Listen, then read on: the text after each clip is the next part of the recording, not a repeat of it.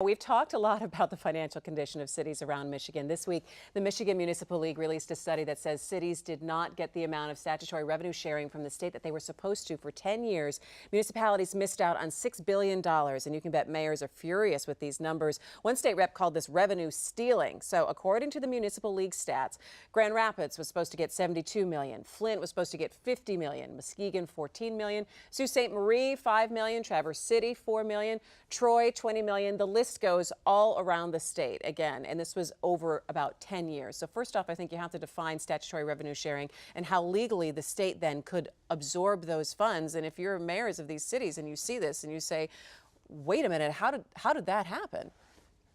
Well, and I think these cities have a legitimate beef because Prop A did guarantee them a certain formula, a certain share of state revenues in exchange for giving up their property tax revenues. But you know, when this state in the early 2000s started to get into budget problems, we cut revenue to the cities instead of cutting other spending programs. It was a choice that was made in Lansing. Yeah, I mean, it was a choice, and it's not. There's a difference between statutory revenue sharing and constitutional revenue sharing. Statutory revenue sharing is discretionary, and this is the problem that we've had in Detroit. I think the bigger question is still how this state wants to deal with municipalities. You cannot run these cities without money, and we've now got to a point where we're starving them, even as the state's coffers are growing.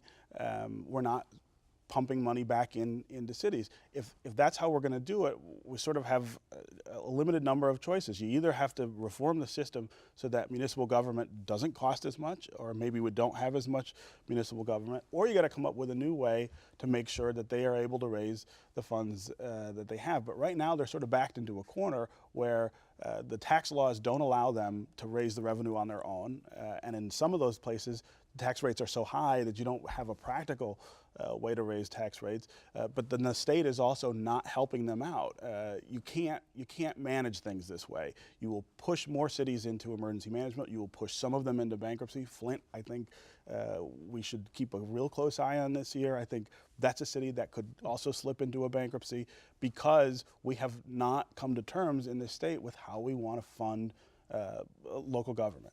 Well, a commitment was made with Prop A, and that's a commitment that should be honored. I mean, well, but that's 20 years ago. I mean, can't we go revisit that and say? Still, I mean, a commitment was made to these communities to replace that revenue, and it lasted about 10 years, and then it went away. And you know, I think that money is better spent the closer it is to the voter. It's more accountable, and I think there should be a shift. I mean, you would go back to the. I think as we have as the state budget gets righted and is more prosperous, we should honor that commitment of Prop A because they don't have any options for raising revenue. And the governor has said that he wants to raise the percentage of revenue sharing this year. Well, and his looking at the budget budget coming up. But again, a lot of what he wants to give back to the cities is contingent on the best practices that he's talking about. Best practices that I agree with. That's a positive thing.